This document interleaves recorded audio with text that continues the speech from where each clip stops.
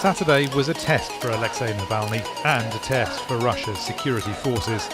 On the day President Putin turned 65, the opposition leader wanted supporters to demand his release from 20 days administrative detention and for him to be allowed to run in next year's presidential elections. We are coming on the air with breaking news from overseas, where a van has crashed into a crowd of pedestrians in Barcelona, Spain, injuring a number of people. The continental United States has never experienced this much rain at once since mankind began keeping records. The National Weather Service says 130 centimeters have fallen on Houston so far, and more is coming. How that was 4 feet of water to go get them food on the first day. Yeah, that's a lot of shit. But y'all sitting here, y'all trying to interview people during their worst time. Like, that's not the smartest thing to do. Like, people are really breaking down, and y'all sitting here with cameras and microphones trying to ask us what the fuck is wrong with us. And you really trying to understand it with the microphone still in my face, with me shivering cold, with my kids wet, and you still putting the microphone in my face. Breaking new details about North Korea's missile launch. Kim Jong-un's regime firing what's believed to be an intermediate-range ballistic missile over Japanese airspace for the second time in a month. The first pictures now coming in from Puerto Rico after taking a direct hit. Hurricane Maria slamming into the island, and as you heard, one official saying the island is destroyed. More than 300 people are now reported to have been killed in twin bomb attacks in Somalia's capital, Mogadishu.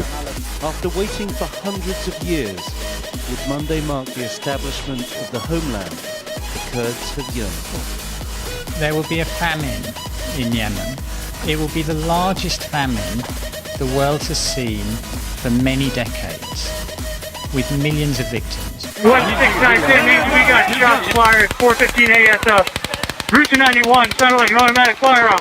We have an active shooter. We have an active shooter inside the fairgrounds. Almost 5 months after the liberation of Mosul, the de facto capital of the Islamic State group's so-called caliphate in Iraq, Prime Minister Haider al-Abadi has announced the recapture of the last jihadist-held zones in the west of the country. An uneasy calm in Harare. This after confusing scenes on the streets of Zimbabwe with a night of unrest as military vehicles rolled in. Fires rage across the west. In all, more than 1 million acres of land and counting have been scorched.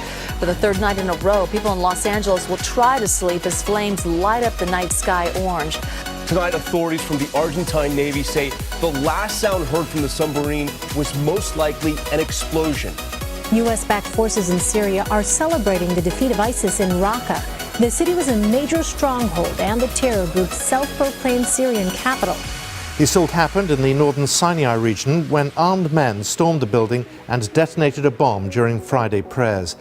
A new report on the Rohingya refugee crisis in Myanmar says there's mounting evidence of genocide in that country.